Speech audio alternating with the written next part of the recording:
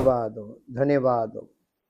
सच्चे जीवित महान सामर्थी परमेश्वर, हम आपका हृदय से धन्यवाद करते हैं उस महान प्रेम और उस अनुग्रह के लिए प्रभु, जो आपने अपने बलिदान के द्वारा समस्त मानव जाति के लिए प्रकट किया, ताकि प्रभु हम पाप से और पतन से छूटकर उस जीवन में प्रवेश करें जो अनंत जीवन तक पहुंचता है, और हमारा जीवन इस पृथ्वी पर आपकी महिमा से भरा जीवन हो, सामर्थ से भरा जीवन हो, और सब प्रकार की निर्बलताओं दुर्बलताओं पर जयवंत होने वाला जीवन हो, जिससे आपका नाम हम सबके जीवनों से महिमान्वित हो।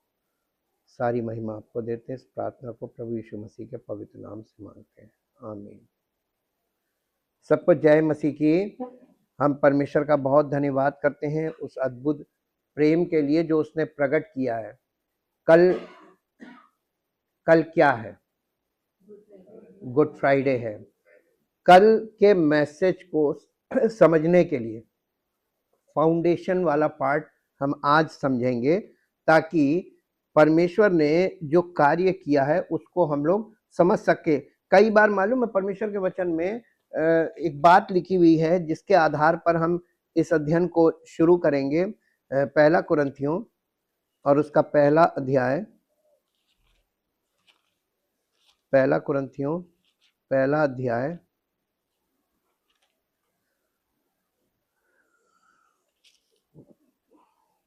पहले अध्याय का पहला पद पढ़ेंगे, 18 पद पढ़ेंगे। पहला कुरिन्थियों पहला अध्याय 18 पद। क्योंकि क्रूस की कथा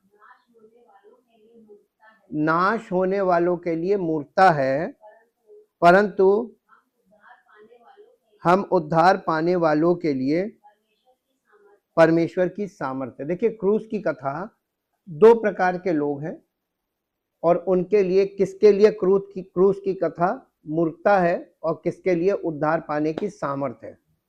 क्रूस की कथा को समझना इतना सरल नहीं है कि इंसान एक बार में या एक लाइन में समझ जाए।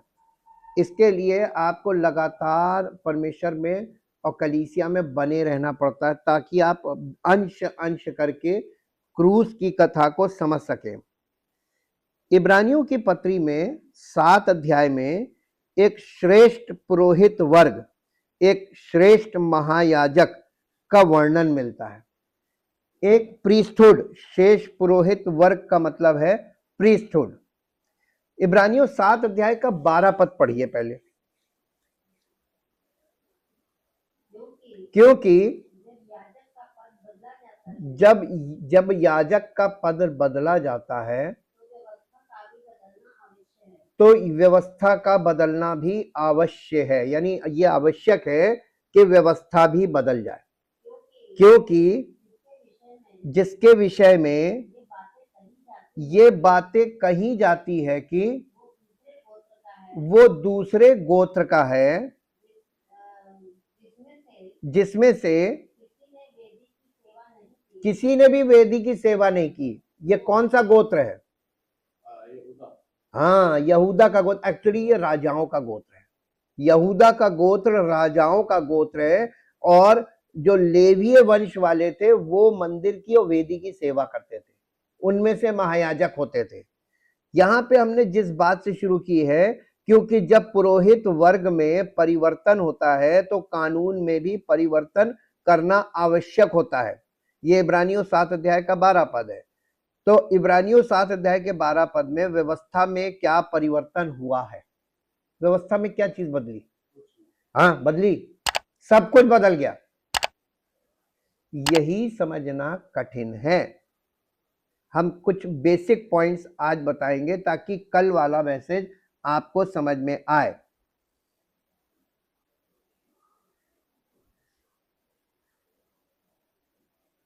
देखिए, ये सब पौलुस के सुसमाचार में वर्णित है। कानून में परिवर्तन, विवाह रद्द करना, नया अनुबंध आदि। यीशु ने कभी कानून में परिवर्तन नहीं किया और ना ही ये कहा कि वो कानून में परिवर्तन करने आए थे। पौलुस की शिक्षाओं और यीशु तथा उनके शिष्यों की शिक्षाओं के बीच अंतर जानने के लिए हमको अध्ययन बहुत जरूरी है कि दोनों के बीच अंतर है। यीशु मसीह और प्रेरितों की शिक्षा और पौलुस ने जो खुलासे किए, इन दोनों बातों को आपको समझना पड़ेगा कि पौलुस किस आधार पे बात कर रहा है। देखिए, यीशु मसीह ने जो बोला, यीशु मसीह की लाइन पर ही प्रेरितों ने बोला, लेकिन जब पौलुस की एंट्री होती है तो पवित्र आत्मा की द्वारा बोली गई बातें आती हैं। तो पौलुस नहीं बोल रहा, एक्चुअली उसको आप देखिए कि पवित्र आत्मा पौलुस के द्वारा बोल रहा है और काम कर रहा है। नए नियम के आने के साथ ही मूसा की व्यवस्था में परिवर्तन हुआ। ये परिवर्तन कैसे हुआ, हम थोड़ा सा हटकर इसका उत्तर देंगे, लेकिन इस विषय पर हम लौटेंगे। सबसे पहले मत्ती 5 अध्याय का 17 और 18 पद में प्रभु के वचनों की को हम देखें। यहाँ पे क्या लिखा है, मत्ती 5 अध्याय का 17 और 18 पद। ये ना समझो, यीशु मसीह कह रहा है, ये ना समझो कि मैं व्यवस्था और भविष्यवक्ताओं की पुस्तकों को नष्ट करने आया हूं या लोप करने आया हूं। मैं तो नष्ट करने नहीं बल्कि पूरा करने आया हूं। ये जो पूरा करने आया हूं वर्ड, इसको आप पकड़िए। मत्ती 5 अध्याय के 18 पद में, क्योंकि मैं तुमसे सच कहता हूं, जब तक आकाश और पृथ्वी टल ना जाए, व्यवस्था का एक भी अक्षर या मात्रा ना टलेगी, जब तक सब कुछ पूरा ना हो जाए। तब तक व्यवस्था का एक भी मात्रा या तो बिना पूरा हुए, वो जो पुरानी व्यवस्था पूरा हुए बिना टल नहीं सकती। ठीक, आकाश और पृथ्वी जब तक टल ना जाए, ये ध्यान रखिएगा। ये दो भविष्य सूचक पद हमें बहुमूल्य जानकारी प्रदान करते हैं। ये हमें बताते हैं कि यीशु व्यवस्था को पूरा करने आए थे। पद 18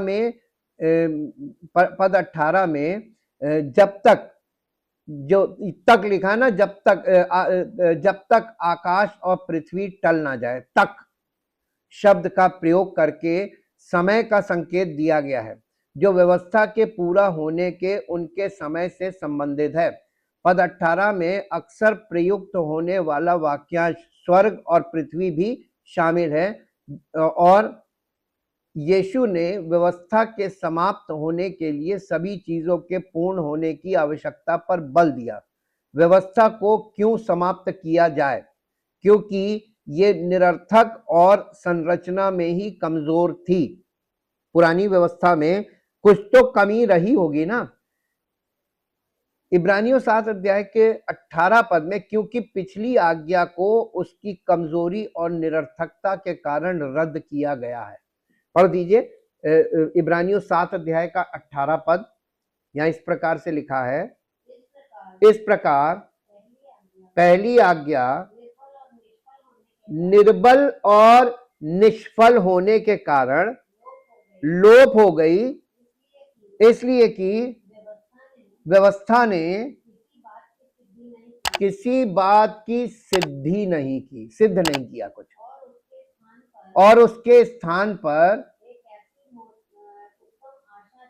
देखिए, व्यवस्था को पूरा करके यीशु मसीह ने कंप्लीट कर दिया। अब वो कंप्लीट हो गई चीज, अब लोग व्यवस्था में क्यों घुसे हुए हैं जो यीशु मसीह ने ऑलरेडी कंप्लीट कर दी। ये जो दुआ प्रार्थना है, तमाम तरीके के कर्म कांड हैं, आज इस जमाने में लोग कर्म कांड क्यों कर रहे हैं जब यीशु मसीह ने सब कुछ पूरा कर दिया। तो अब उसका औचित्य क्या है, वैल्यू क्या, बताइए। एवरीथिंग इज फिनिश्ड, वो सब खत्म हो गया, चैप्टर क्लोज। उसकी जगह एक उत्तम आशा रखी गई है। नई वाचा जो है, ये आशा है कि आपको एक आशा दी गई है कि तुम्हें प्रभु अनंत जीवन दे सकता है अगर तुम पश्चाताप और समर्पण करके प्रभु की आत्मिक देह अर्थात कलीसिया में उसका देह का अंग बन जाओ, तो तुम्हें अनंत जीवन मिलेगा। ये आशा है, और ये श्योरिटी नहीं, हमने पहले भी आपको बताया था। रोमियो 8 अध्याय का 3 पद पढ़िए। रोमियो 8 अध्याय का 3 पद। क्योंकि जो काम व्यवस्था शरीर के कारण दुर्बल होकर ना कर सकी, उसको परमेश्वर ने किया, अर्थात अपने ही पुत्र को पापमय शरीर की समानता में और पाप बलि होने के लिए भेजकर शरीर में पाप पर दंड की आज्ञा दी। अब देखिए इसको, क्योंकि व्यवस्था अपने शरीर की कमजोरी के कारण जो नहीं कर सकी, वो परमेश्वर ने अपने पुत्र को पापी शरीर के रूप में भेजकर और पाप के लिए बलिदान के रूप में पाप को दोषी ठहराकर पूरा किया। रोमियो 8 अध्याय का 4 पद पढ़िए। इसलिए कि व्यवस्था की विधि हम में जो शरीर के अनुसार नहीं वरन आत्मा के अनुसार चलते हैं, अगर आप आत्मा के अनुसार जीवन बिता रहे हैं तो आप में ये व्यवस्था की विधि प्रभु यीशु मसीह के द्वारा पूरी हो चुकी है। व्यवस्था क्या कहती थी? पाप की मजदूरी मृत्यु है। तो यीशु मसीह ने हमारी जगह मरकर पाप की उस विधि को पूरा कर दिया। पापों के लिए एक बार मर गया, जबकि वो निष्पाप था, तो हमारे पापों को लेकर मेरा। अब हमारे पापों को लेकर एक व्यक्ति मरा और सिद्ध बलिदान हुआ क्योंकि वो निष्पाप था, तो अब हमने उस पर विश्वास कर लिया, तो अब हमको पाप के लिए मरने की जरूरत नहीं है, बल्कि हमें उस व्यक्ति के लिए अपना जीवन समर्पित करने की आवश्यकता है। हम उसके कर्जदार हो गए जो हमारे पापों के लिए मरा और जी उठा। तो अब बताइए इसमें कर्मकांड कहाँ है? आत्मा में कोई कर्मकांड है ही नहीं। आत्मा के अनुसार चलने का मतलब है कोई कर्मकांड नहीं, बल्कि विश्वास करना और विश्वास में बढ़ना और पवित्र आत्मा के मार्गदर्शन में चलना और परमेश्वर की आज्ञाओं का पालन करना, यह है आत्मा में। कानून का पालन करना। ध्यान दें कि यीशु ने कहा कि वो ना तो व्यवस्था को नष्ट करने आए थे और ना ही भविष्यवक्ताओं को नष्ट करने आए। पहली शताब्दी में व्यवस्था और भविष्यवक्ता वाक्यांश का प्रयोग आमतौर पर उस ग्रंथ के लिए किया जाता था जिसे आज बहुत से लोग पुराना नियम कहते हैं। पुराने नियम में 3 अत्यंत प्रतिष्ठित पदों का ऐतिहासिक विकास वर्णित है: भविष्यवक्ता, महायाजक और राजा। ये 3 डिवाइन ऑफिसेस थी। इब्रानियों 7 अध्याय के 12 पद में महायाजक के रूप में यीशु मसीह के शाश्वत पद की सर्वोच्चता को दर्शाया गया है। इब्रानियों 7 अध्याय के 12 पद में कि वो सर्वोच्च है। यीशु ने व्यवस्था और भविष्यवाणियों को पूरा किया। इस प्रकार उन्होंने उन सभी बातों को पूर्ण और साकार किया जिनकी ओर वे प्रतीकों और संकेतों के माध्यम से इशारा करते थे।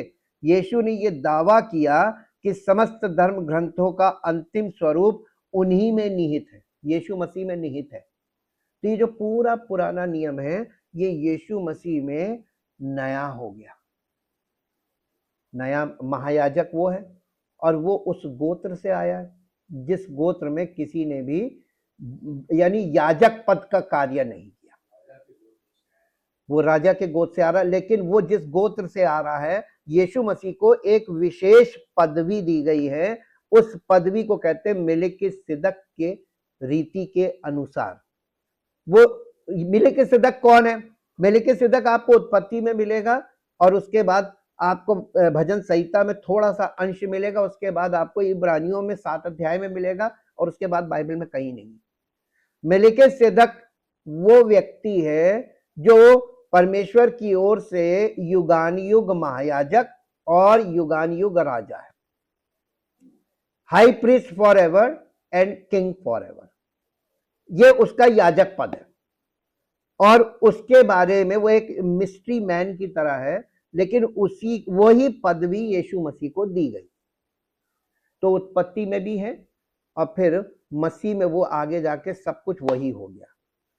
और आज तक कलीसिया को ये बात पूरी तरीके से समझ में नहीं आई कि मेलिकिसेदक, ये लोग जो प्रीस्टहुड पकड़ के बैठे हुए हैं वो लेवीय याजक पद है, लेविटिकल प्रीस्टहुड। लेविटिकल प्रीस्टहुड की खास बातें मालूम क्या थी? उनके विशेष वस्त्र हुआ करते थे, उनमें विशेष प्रकार की यानी जो ऑर्डिनेशन प्रक्रिया होती है या पवित्रीकरण संस्कार वो होता था। मसीह में आपको बता दीजिए, मसीह के जो सेवक हैं इनका कोई विशेष ऐसे यानी लोगों के सामने कोई संस्कार नहीं, पब्लिकली कोई संस्कार नहीं होता है इनके सेवकों का। अंतर पकड़ना शुरू कीजिए, यीशु मसीह के जो सेवक हैं इनके कोई विशेष ड्रेस कोड नहीं है। तो फिर आज ये चीजें क्यों मसीहत में हैं? होनी नहीं चाहिए। अगर बाइबल समझ में आ गई होती तो ये सब कुछ होता नहीं, क्योंकि लोगों की समझ में आज तक नहीं आया, इसलिए वो यानी जो पुराना लेविटिकल प्रीस्टहुड है उसको कॉपी कर रहे हैं मसीहत में, जबकि ये मान्य नहीं है। यूहन्ना रचित सुसमाचार 5 अध्याय का 39 पद पढ़िए। यूहन्ना रचित सुसमाचार 5 अध्याय का 39 पद।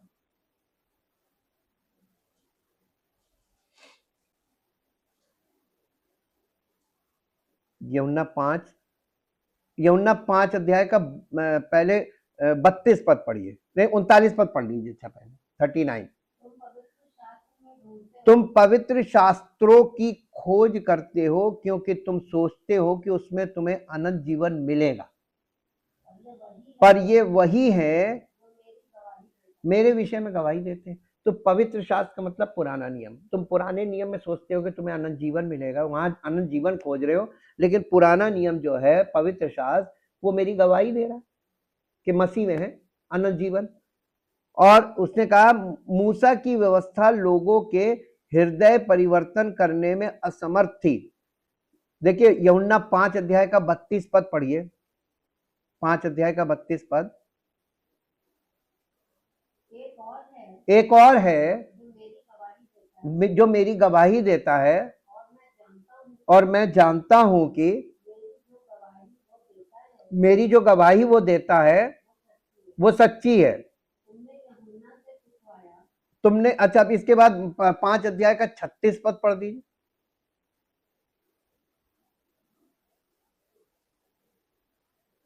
5 अध्याय का, परंतु मेरे पास जो गवाही है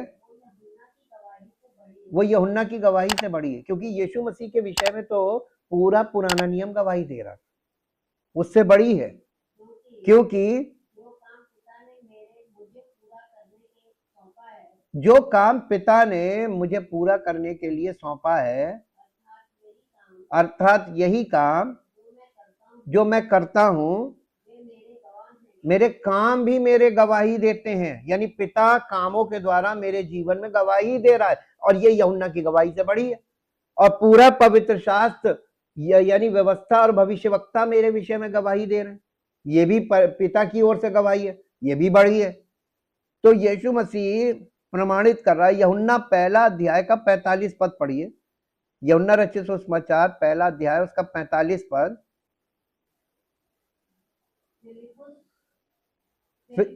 फिलिप्पुस नतनएल से मिला और उससे कहा, जिसका वर्णन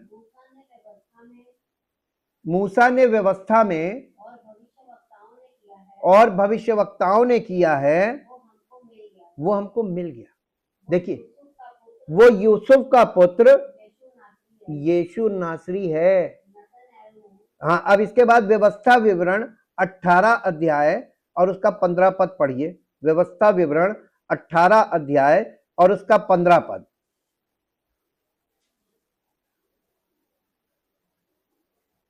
व्यवस्था विवरण, तेरा परमेश्वर यहोवा तेरे मध्य से,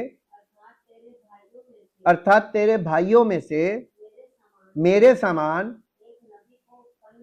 एक नबी को उत्पन्न करेगा, तू उसी की सुनना। ये देखिए व्यवस्था में यीशु मसीह के विषय में गवाही लिखी थी, तू उसी की सुनना, ये तेरी उस विनती के अनुसार होगा जो तूने ओहरे पहाड़ के पास सभा के दिन अपने परमेश्वर। यह मालूम क्या ये कौन सी बात कह रहा? जब 10 आज्ञाएं परमेश्वर ने मुंह से बोली थी, उस समय इन्होंने मूसा से कहा था कि तू ही हमसे बातें किया कर तो हम सुनेंगे, लेकिन परमेश्वर हमसे बातें ना करे, हम सुन नहीं पाएंगे, मर जाएंगे। तो परमेश्वर ये मूसा याद दिला रहा है कि तुमने जो विनती की थी, अब परमेश्वर डायरेक्ट नहीं बोलेगा, वो एक मनुष्य जो परमेश्वर का पुत्र होगा उसके द्वारा बोलेगा। और आप देखिए नए नियम को, पूरे नए नियम को बोला गया कि जब इब्रानियों 1 अध्याय के 1 पद में आते हैं तो वहां पे लिखा है परमेश्वर ने आरंभ में तरह तरह के, यानी पुराने नियम में तरह तरह से और भांति भांति से भविष्य वक्ताओं के द्वारा उन लोगों से बातें कर, पर इन अंतिम युग में यानी नई वाचा के अंतर्गत अपने पुत्र के द्वारा हमसे बातें की। तो नई वाचा में थ्रू आउट परमेश्वर अपने पुत्र के द्वारा बातें कर रहा है, और ये पवित्र आत्मा पुत्र का ही आत्मा है, ये कोई डिफरेंट स्पिरिट नहीं है।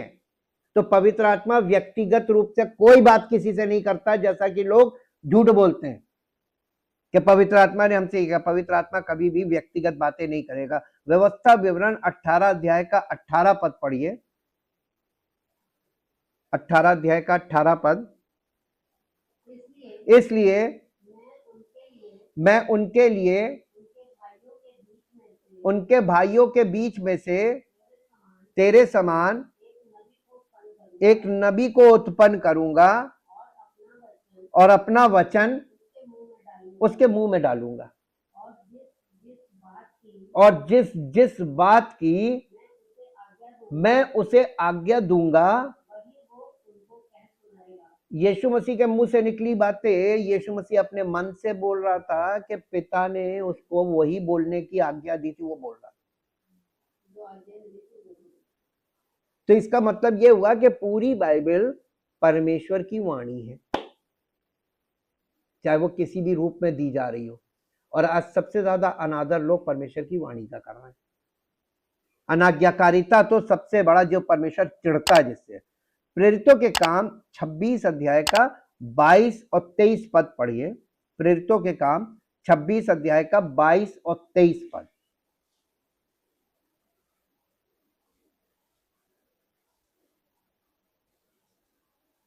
बाईस और 23 पद।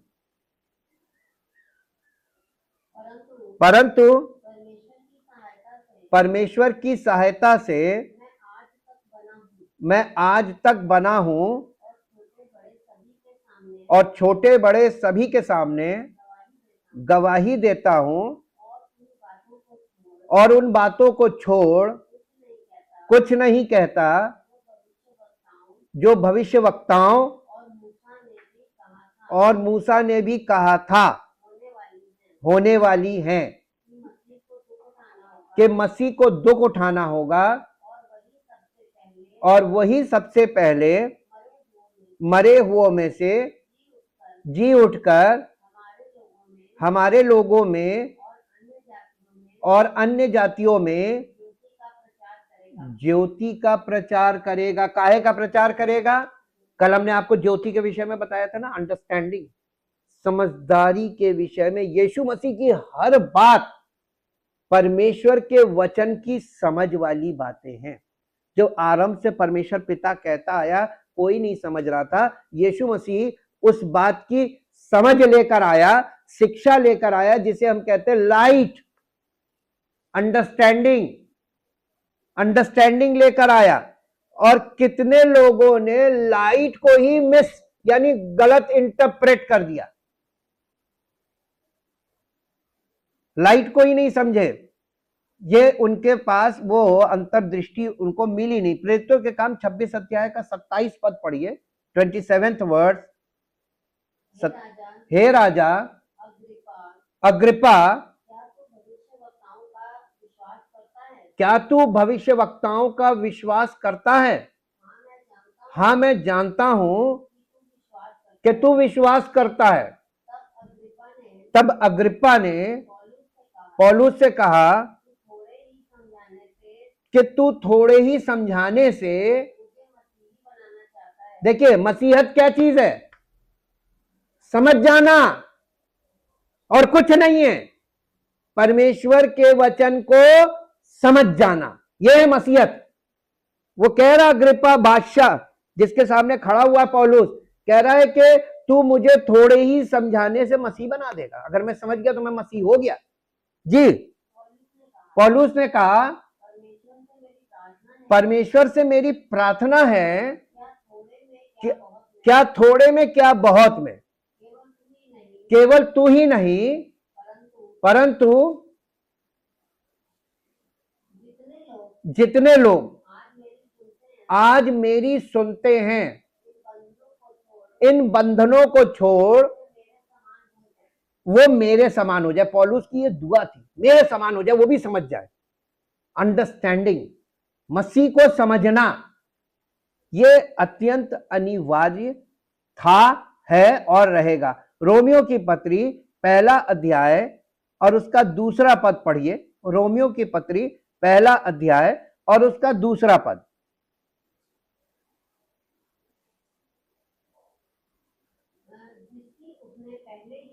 जिसकी उसने पहले ही से अपने भविष्यवक्ताओं के द्वारा पवित्र शास्त्र में अपने प्रभु, अपने पुत्र, हमारे प्रभु यीशु मसीह के विषय में प्रतिज्ञा की थी। वो शरीर के भाव से तो दाऊद के वंश से उत्पन्न हुआ, यानी कौन सा गोत्र हुआ, यहूदा का गोत्र। जी, और पवित्रता की आत्मा के भाव से मरे हुओं में से जी उठने के कारण सामर्थ्य के साथ परमेश्वर का पुत्र ठहरा है।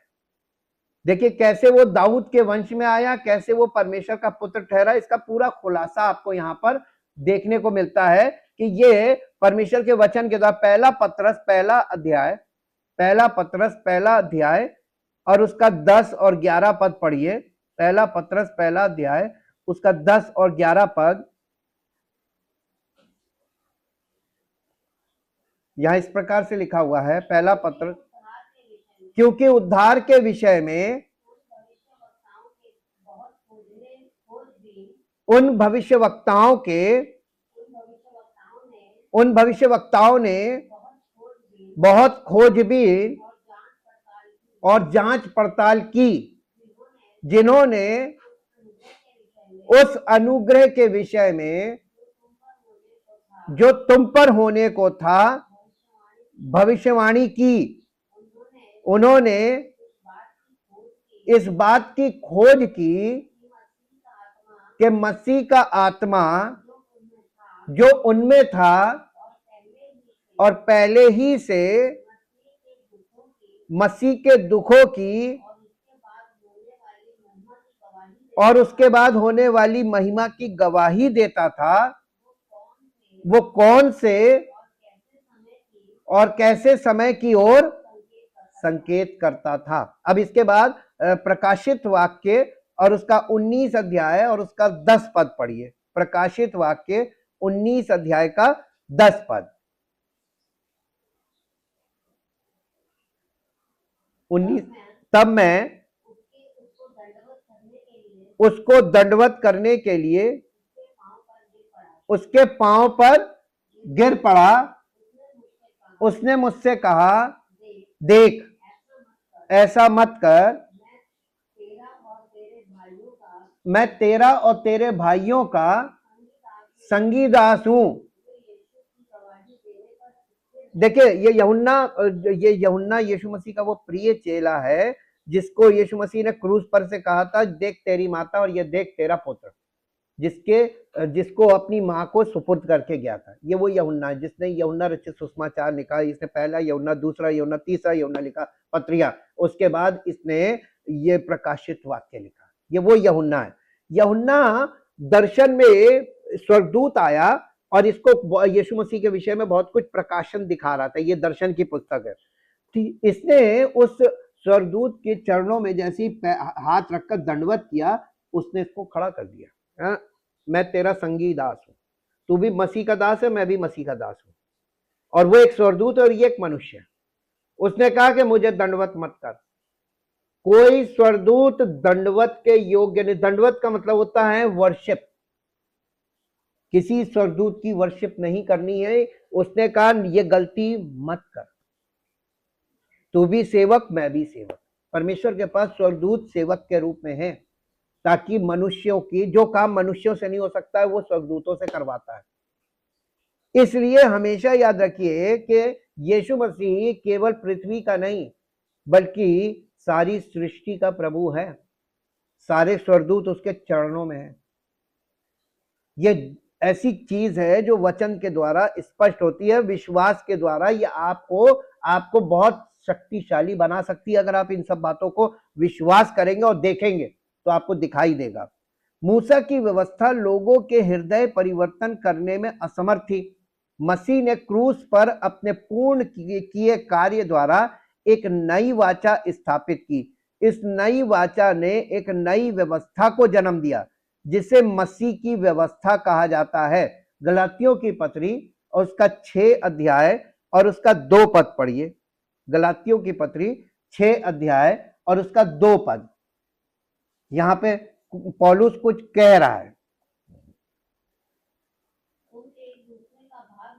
तुम एक दूसरे का भार उठाओ और इस प्रकार मसीह की व्यवस्था। देखिए पुराने नियम में क्या था, सब लोग अपना अपना भार उठाओ।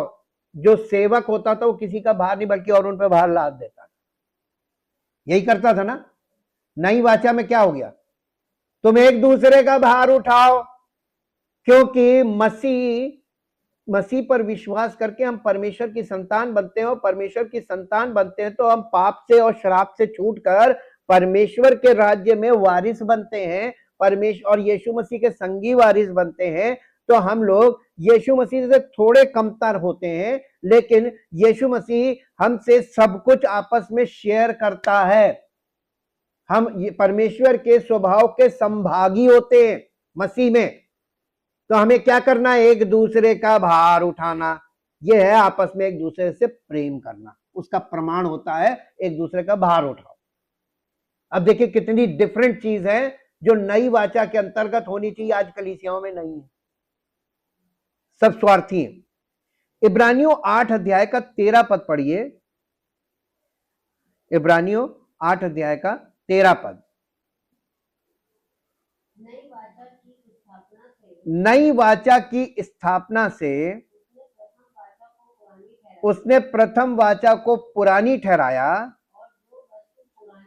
और जो वस्तु पुरानी और जीर्ण हो जाती है उसका मिट जाना अनिवार्य है।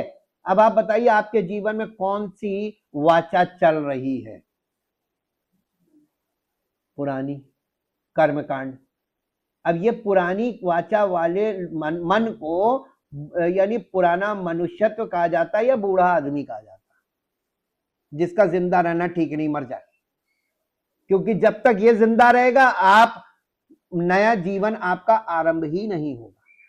बॉर्न अगेन का मतलब सिर्फ इतना है कि आपका पुराना मन, आपका पुरानी इच्छा, आपकी पुरानी भावना मर जाए, जो रिलीजन से भरी हुई है, कर्मकांड से भरी हुई है, और मसीह में आप एक नए प्राणी हो, मसीह पर आधारित जीवन।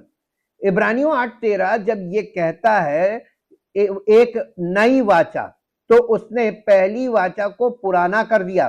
परंतु जो वाचा पुरानी होती जा रही है और बूढ़ी होती जा रही है वो निकट ही लुप्त हो जाएगी। मसीह की व्यवस्था मूसा की व्यवस्था के बोझ से भिन्न है। मसीह में आत्माएं व्यवस्था के भारी बोझ से मुक्ति पाकर अपना सच्चा विश्राम पाती हैं। यीशु ने अपने श्रोताओं को अपने पास आने और व्यवस्था के उन व्यर्थ बोझों को त्यागने का आह्वान किया जिनके वे आदी हो चुके थे। ये यहूदी लोग उनके आदी हो गए थे उन सब बोझ को ढोने में, रिलीजियस के वो सारे बोझ थे, नियम कानून, आज भी ढो रहे हैं। मसीह में स्वतंत्रता है, वो किसी को चाहिए नहीं, सब बोझ ढो रहे हैं। मालूम क्यों? एक खास चीज आप इसमें पकड़िए, इसमें फायदा किसका आपको दिख रहा है? नहीं, इसमें लीडरशिप फायदे में है। लीडरशिप को ये फायदा है कि अगर ये सारी भीड़ उद्धार पा गई तो हमको मेहनत करनी पड़ेगी, जो हमसे होगी नहीं। हम लोग की आदत तो खराब हो चुकी है, लोगों ने बिगाड़ दिया हमको। देखिए वचन के अनुसार देखिए और समझिए, समझने के लिए देखना बहुत जरूरी है। मत्ती 11 अध्याय उसका 28 पद पढ़िए, मत्ती 11 अध्याय और उसका 28 पद। यहां इस प्रकार से यीशु मसीह बोल रहे हैं, हे सब परिश्रम करने वालों और बोझ से दबे हुए लोगों, मेरे पास आओ, मैं तुम्हें विश्राम दूंगा। मेरा जुआ अपने ऊपर उठा लो और मुझसे सीखो, क्योंकि मैं नम्र।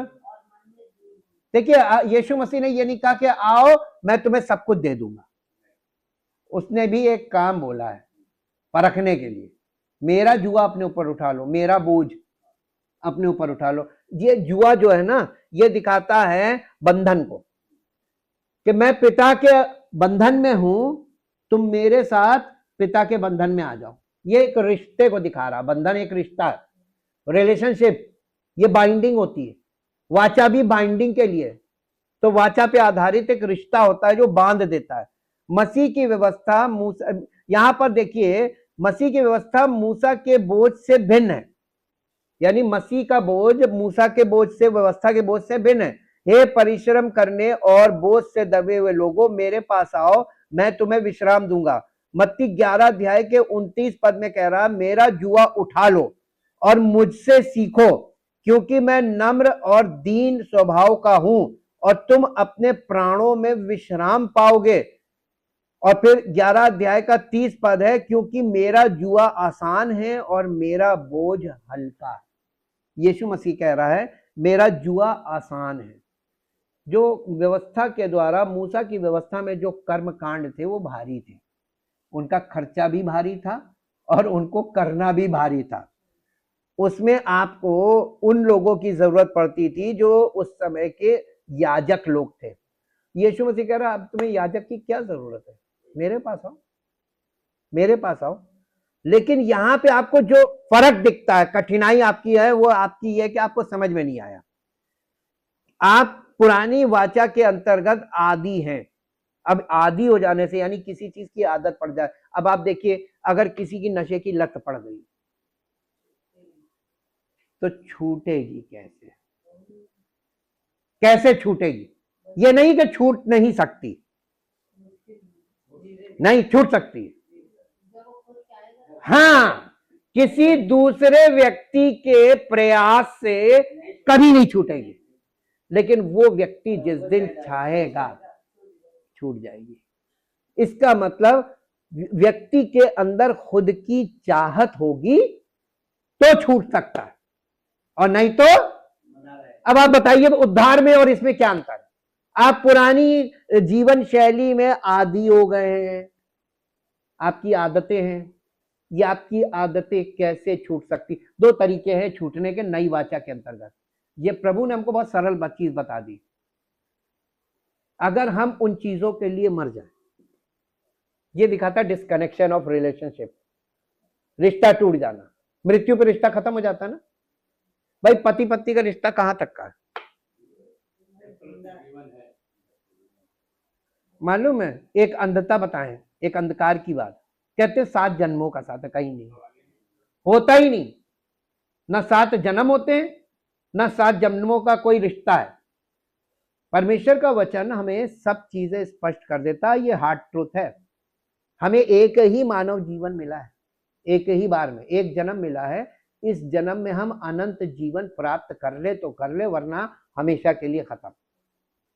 यह है, ये सत्य है। और इस जब हम लोग क्या, जब मैरिज होती है तो मैरिज में जो वायदे होते हैं उन वायदों को मृत्यु तक के लिए किया जाता है, जब तक हम दोनों एक दूसरे के साथ, जब तक मृत्यु हमें जुदा ना करे।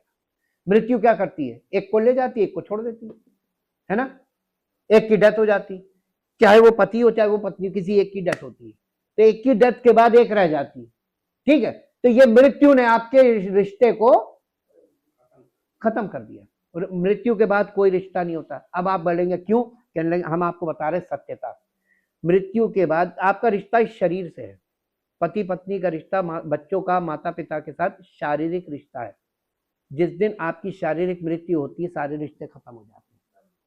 अब आत्मा से कोई रिश्ता नहीं, किसी की आत्मा से कोई रिश्ता नहीं। आत्मा का केवल एक ही रिश्ता है, हमारी आत्मा और परमेश्वर की आत्मा। इसके बीच अगर संबंध नहीं हुआ, जीते जी, मोक्ष समझिएगा, अगर आप जीते जी परमेश्वर से कनेक्ट नहीं हुए आत्मा में, तो आपकी आत्मा गॉडलेस सिचुएशन में जाएगी, तो ये नरक में जाएगी, इटर्नल सेपरेशन माना जाता है। इसी को अनंत मृत्यु कहा गया। ये समझने वाला विषय है, और साइंटिफिक युग में अगर लोगों की समझ में नहीं आया, इससे पहले तो संभव नहीं था, और इसके बाद और मुश्किल हो जाएगा। इसलिए समझो और अपने मन को तैयार करो। आप जिस चीज के आदी हो चुके हो, वो एक नशेड़ी की तरह, एडिक्शन की तरह, वो चीज आपके जीवन से छूट नहीं सकती जब तक आप छोड़ना ना चाहो। जिस दिन आपने चाह लिया उस दिन सब मुक्ति है। और यही कठिन पड़ाव आ जाता है लोगों का। मसीह को एक हाथ से पकड़ना मांगते हैं, लेकिन दूसरे हाथ से पुरानी व्यवस्था को भी पकड़ के रखे, नहीं हो सकता। एक को त्यागो, एक की तरह पाओ, क्योंकि ये जो है ये भ्रमित कर रही है, और ये तुमको जीवन में बहुत ऊंचाई पे ले जाना मांग रहा है। अनंत जीवन तक के लिए तुम्हें तैयार करना है। तो आप कैसे तैयार हो जाएंगे? दो जगहों में। स्वर्ग और पृथ्वी कब नष्ट हुए? जब यीशु कहते हैं जब तक स्वर्ग और पृथ्वी टल ना जाएं, तो उनका तात्पर्य किसी आदेश के रूप में संसार के अंत से नहीं था। पुराने नियम के अध्ययन से सिद्ध होता है कि स्वर्ग और पृथ्वी वाक्यांश का अर्थ किसी राष्ट्र की स्थापना, उस पर परमेश्वर की सृजनात्मक शक्ति और एकमात्र प्रभुत्व, या सीधे शब्दों में कहें तो संपूर्ण इजरायली लोग थे। और इसलिए एक पद निकाल के पढ़िए जो आपको मिलेगा, व्यवस्था विवरण 4 अध्याय का 26 पद पढ़िए। व्यवस्था विवरण 4 अध्याय का 26 पद। जब मत्ती 5 में यीशु मसीह कह रहा है ना, जब यीशु मसीह कह रहा है कि जब तक आकाश और पृथ्वी, जब तक व्यवस्था पूरी नहीं होगी तब तक आकाश और पृथ्वी टल नहीं जाएगा, तब तक ये व्यवस्था पूरी नहीं हो सकती। तो मैं आज आकाश और पृथ्वी को तुम्हारे विरुद्ध साक्षी बनाकर कहता हूं, तुम जिस देश के अधिकारी होने के लिए तुम यर्दन पार जाने पर हो, उसमें तुम जल्द ही बिल्कुल नष्ट हो जाओगे और बहुत दिन रहने ना पाओगे, परंतु पूरी रीति से नष्ट हो जाओगे। यहां पे देखिए स्वर्ग और पृथ्वी को गवाह ठहराया था।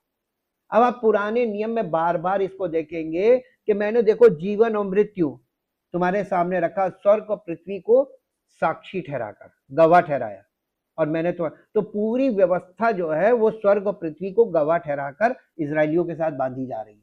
आप इसको बार बार देखेंगे। यहां मूसा शाब्दिक रूप से इजरायलियों के विरुद्ध निराकार गवाहों को नहीं बुला रहा है, वो एक ऐसे मुहावरे का प्रयोग कर रहा है जो उनके श्रोताओं को मालूम है, दे नो, ज्ञात है उनको।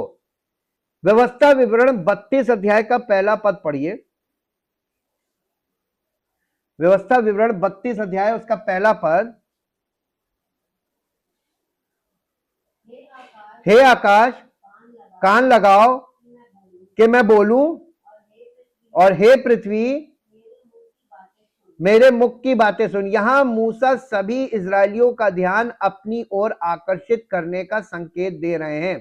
विचार करने योग्य अन्य पद, व्यवस्था विवरण 31 अध्याय का 28 पद पढ़िए। 31 अध्याय का 28 पद, तुम अपने गोत्रों के सब वृद्ध लोगों को और अपने सरदारों को मेरे पास इकट्ठा करो कि मैं उनको ये वचन सुनाकर उनके विरुद्ध आकाश और पृथ्वी दोनों को गवाह ठहराओ, गवाह बनाओ। अब इसके बाद आप पढ़ दीजिए यशाया पहला अध्याय और उसका 2 पद। यशाया पहला अध्याय और उसका 2 पद।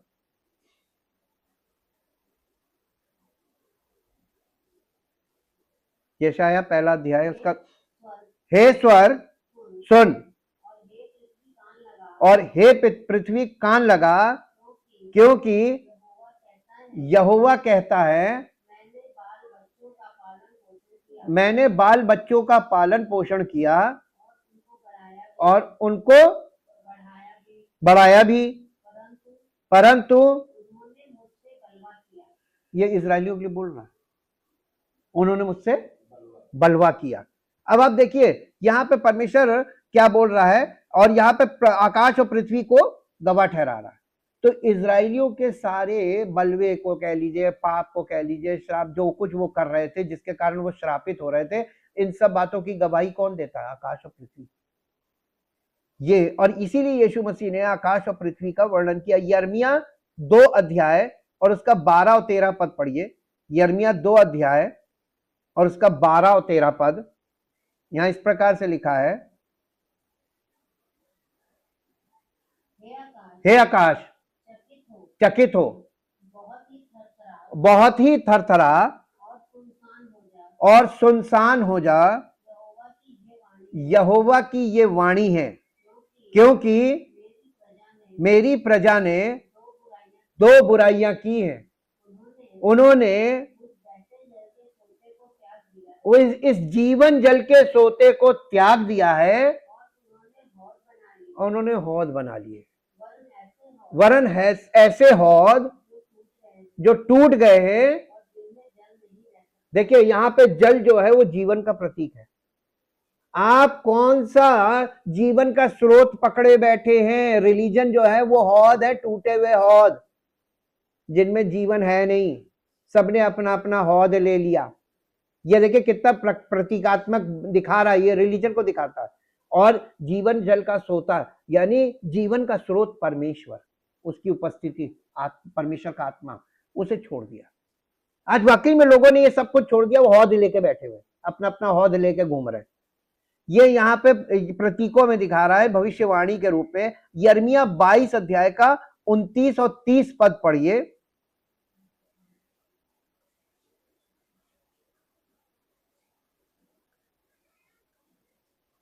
यिर्मयाह 22 अध्याय का, हे पृथ्वी पृथ्वी हे पृथ्वी यहोवा का वचन सुन। यहोवा यूं कहता है, उस पुरुष को निर्वंश लिखो, उसका जीवन काल कुशल से ना बीतेगा, और ना उसके वंश में से कोई भाग्यवान होकर दाऊद की गद्दी पर विराजमान या यहूदियों पर प्रभुता करने वाला होगा।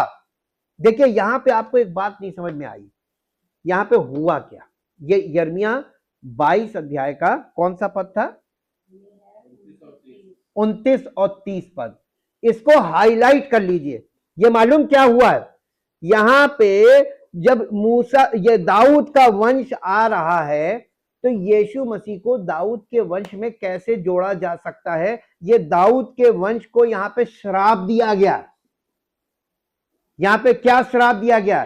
कि दाऊद के वंश में अब कोई भी राजगद्दी पर नहीं बैठ सकता और यहूदियों पर कोई राजा नहीं हो सकता, इसे निर्वंश लिखो, यानी ब्लड कर्स कर दिया गया। इस दिन शैतान बहुत खुश हुआ था, लेकिन मालूम है परमेश्वर अद्भुत युक्ति से, हाँ यहां तो बस अब आपने पकड़ी, जीनियोलॉजी में जो आपको टेढ़ा मेढ़ा दिखता है, परमेश्वर उसको दाऊद के पुरुष वंश से लाया ही नहीं, वो दाऊद के वंश से स्त्री वंश से लेके आया। इसलिए यीशु मसीह को स्त्री का वंश भी कहते हैं और दाऊद का वंश भी कहते हैं, क्योंकि ये पुरानी वाचा के अंतर्गत जो पहलौठी स्त्री होती थी वो भी पहलौठे लड़के की तरह अधिकारी होती, इसलिए वो स्त्री का वंश है। इस तरीके से यीशु मसीह दाऊद की गद्दी पर आया। आप देखिए शैतान अपना काम कर रहा था और परमेश्वर अपना काम कर रहा आज तक। मत्ती 5 के संदर्भ में स्वर्ग और पृथ्वी के नष्ट होने का अर्थ था इजराइल की मूसा आधारित व्यवस्था का अंत। ये उस क्षण घटित हुआ जब मसीह ने ये पूरा हो गया चिल्लाते हुए और प्राण त्यागते हुए पाप का प्रायश्चित किया। क्रूस पर जो आखिरी बात बोली थी, इट इज फिनिश्ड, इस व्यवस्था को खत्म किया था, पूरा कर दिया था।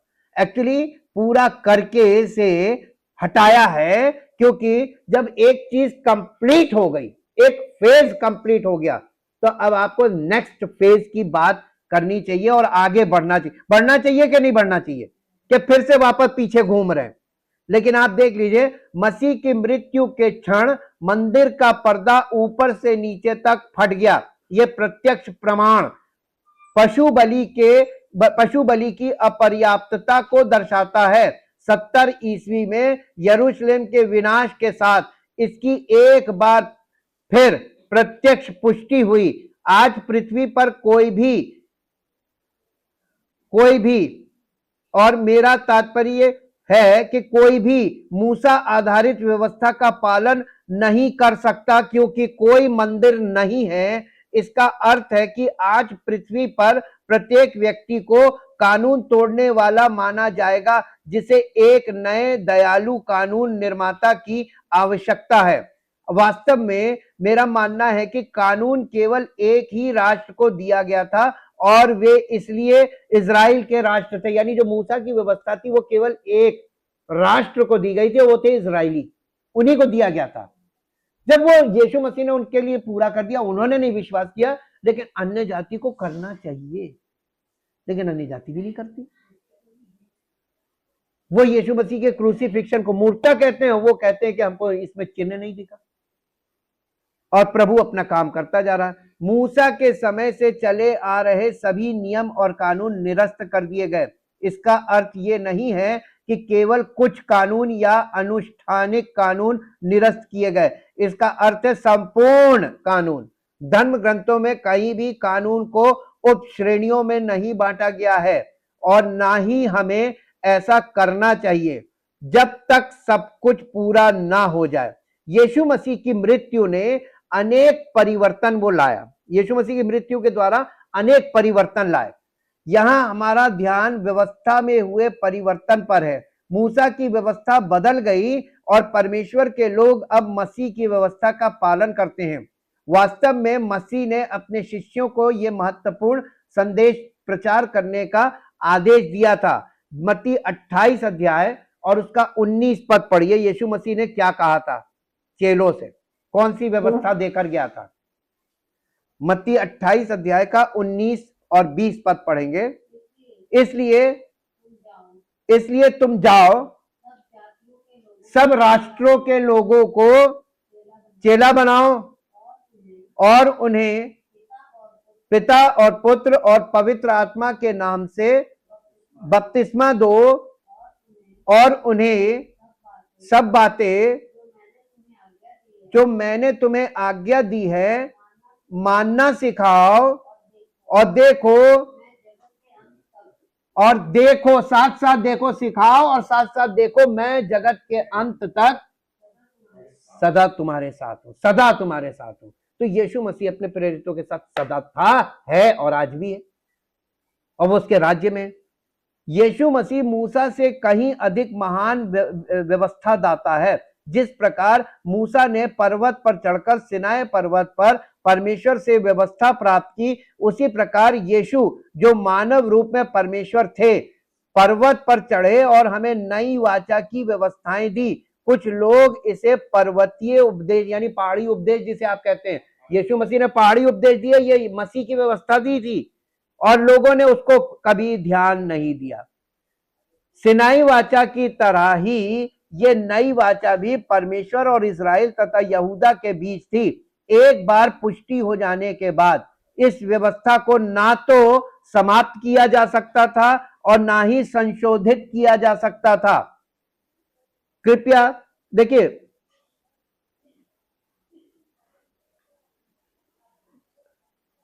गलातियों की पत्री 3 अध्याय, गलातियों की पत्री 3 अध्याय और 3 अध्याय का 15 पद पढ़िए।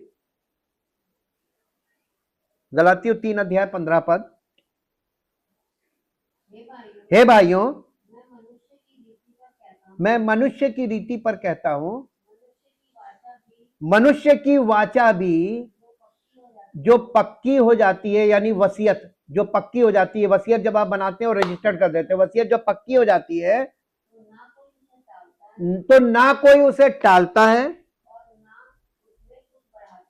देखिए, जिसने जिसने जो वसीयत बनाई है उसकी डेथ के बाद उसकी जगह वसीयत जिंदा हो जाती है, वो लिखित है ना, उसमें कुछ घटाया बढ़ाया जा सकता है।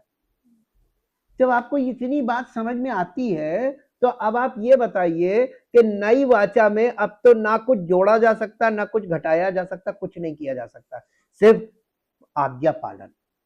इसके अलावा बताइए क्या रह गया? यीशु मसीह ने जो छोड़ दिया हो हमको पूरा करना हो, उसमें ऐड ऑन करके कुछ नहीं रहा ना। एकदम समर्पण करना है, आत्मसमर्पण करना है और कोई रास्ता बचता नहीं है।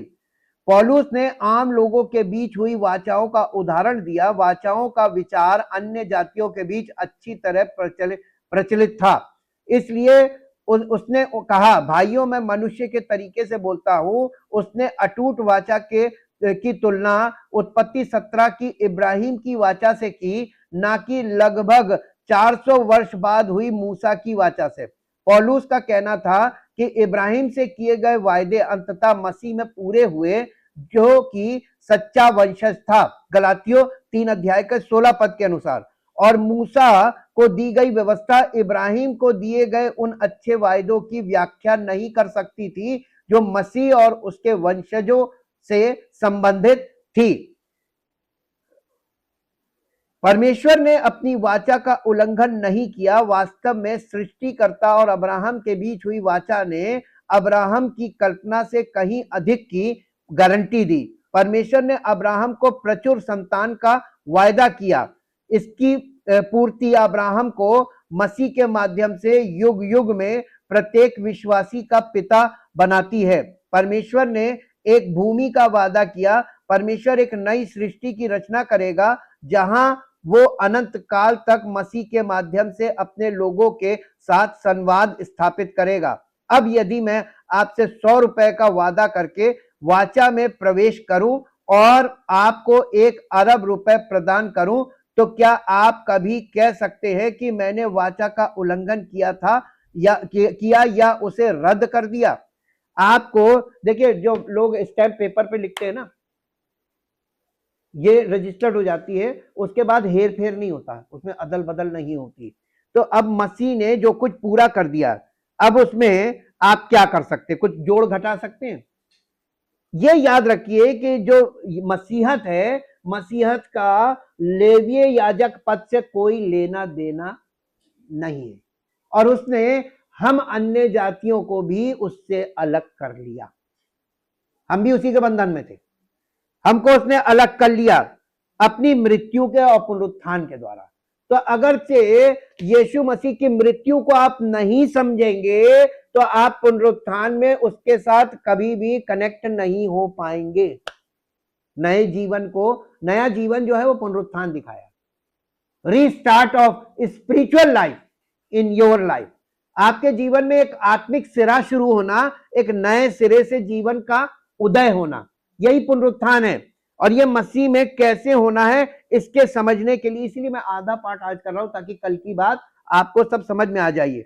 इब्रानियों के लेखक अब उस विषय की व्याख्या करते हैं जिसे उन्होंने इब्रानियों 2 अध्याय के 17 पद में प्रस्तुत किया था, यीशु हमारे महायाजक के रूप में। उन्होंने इब्रानियों 5 अध्याय के 10 पद में इस मुद्दे पर चर्चा शुरू की, लेकिन उन्हें कुछ समय इन निराश मसीहों को उनके मसीही जीवन में निरंतर प्रगति ना करने के खतरे के बारे में चेतावनी देने में बिताना पड़ा। एक अच्छी जासूसी कहानी के लेखक की तरह इब्रानियों को लिखे पत्र का लेखक पुराने नियम के एक ऐसे चरित्र को सामने लाता है जिसे कई लोग महत्वहीन मान सकते हैं, और वो उस चरित्र को वास्तविक प्रमुखता प्रदान करता है। यहूदी पृष्ठभूमि से आए मसीही यीशु को अपने महायाजक के रूप में स्वीकार करने में रुचि रखते थे, लेकिन इस विचार पर उनकी एक महत्वपूर्ण बौद्धिक आपत्ति थी। इसका कारण यह था कि यीशु याजकीय गोत्र, लेवी का गोत्र या उस गोत्र के याजकीय परिवार हारून का परिवार से नहीं थे। यह कारण था, इसलिए यहूदी लोगों ने यीशु मसीह को महायाजक नहीं माना। इब्रानियों को पत्र लिखने वाले का उद्देश्य यहूदी इस मसीहों की को सुसमाचार से जुड़ी उन बौद्धिक समस्याओं को दूर करना था। ये बौद्धिक उलझने उन्हें यीशु में परिपक्वता की ओर बढ़ने से रोक रही थी। इसी प्रकार कई मसीही ऐसे बौद्धिक मुद्दों में उलझे रहते हैं जिनका समाधान किया जा सकता है, जिससे वे यीशु के मार्गों पर आगे बढ़ सकें। यदि कोई मसीही सृष्टि और विकास, चमत्कारों की वैधता या ऐसे ही अन्य मुद्दों में उलझा हुआ है, तो उसे इन मुद्दों का समाधान कर लेना चाहिए ताकि वो यीशु के मार्ग पर आगे बढ़ सके। इसलिए यहां पर आप देखिए इब्रानियों की पत्री उसका 7 अध्याय, इब्रानियों की पत्री उसका 7 अध्याय उसका 1 पद से 3 पद तक देखिए। ये मिल्कीसिदक शालेम का राजा और परम प्रधान परमेश्वर का याजक, सर्वदा याजक बना रहता है। अब देखिए अब्राहम की बात आ गई। उत्पत्ति 14 अध्याय खोलिए, यहां पर कुछ लगा लीजिए ताकि आप टैली कर सके। उत्पत्ति 14 अध्याय 18 से 20 पद पढ़िए। उत्पत्ति 14 अध्याय का 18 से 20, 18, 19, 20 जी। तब शालेम का राजा मेल्कीसिदक जो परम प्रधान ईश्वर का याजक था, रोटी और दाख मधु ले आया और उसने अब्राहम को ये आशीर्वाद दिया, परम प्रधान ईश्वर की ओर से जो आकाश और पृथ्वी का अधिकारी है। देखिए आकाश और पृथ्वी फिर आते हैं, आकाश और पृथ्वी का अधिकारी है। तू धन्य हो, यानी यू आर ब्लेसेड जी, और धन्य है परम प्रधान ईश्वर जिसने तेरे द्रोहियों को तेरे वश में कर दिया। यहां पर इसने इस बात को बोला, ये मिल्कीसिदक सालेम का राजा, परम प्रधान परमेश्वर का याजक, जिसने राजाओं के वध से लौटते हुए अब्राहम से मुलाकात की और उसे आशीर्वाद दिया, जिसे अब्राहम ने अपनी सारी संपत्ति का 10वां हिस्सा दिया। पहले धर्म का राजा और फिर सालेम का राजा यानी शांति का राजा कहा गया है, जिसका कोई पिता नहीं और कोई माता नहीं, कोई वंश नहीं, ना तो उसके दिनों का कोई आरंभ है और ना ही जीवन का अंत, बल्कि वो परमेश्वर के पुत्र के समान बना रहा और वो निरंतर याजक बना रहता है। यहां पर एक ऐसा कैरेक्टर लाया गया जिसे मेल्कीसिदक कहा गया। अब आप दिमाग में इस चीज को रखिए कि यीशु मसीह का जो प्रीस्टहुड है वो मेल्कीसिदक पर आधारित है, और ये हारून के वो जो लेवीय प्रीस्टहुड है वहां से इसका कोई कनेक्शन ही नहीं है। ताकि आप जब कल इस बात पर हम लोग मनन करें तो आपको एक एक चीज स्पष्ट हो जाए कि परमेश्वर ने कितना बड़ा कार्य किया और सब मनुष्यों के लिए किया, for every human being. Thank you, thank you, thank you Lord. सच्चे जीवित महान सामर्थी परमेश्वर, हम आपका हृदय से धन्यवाद करते हैं आपके अद्भुत प्रेम और उस अनुग्रह के लिए प्रभु, जो आप उन लोगों पर विशेष तौर पे बनाए रखते हैं जो आपको अपना जीवन समर्पित करते हैं और जिनका जीवन आपकी महिमा के लिए आपको समर्पित है, ताकि प्रभु हर एक जिंदगी आपकी महिमा को प्रकट करने वाली हो, जिससे आपका नाम महिमा पाए। आदर और महिमा आपको देते इस प्रार्थना को प्रभु यीशु मसीह के पवित्र नाम से मांगते हैं, आमीन। Praise the Lord.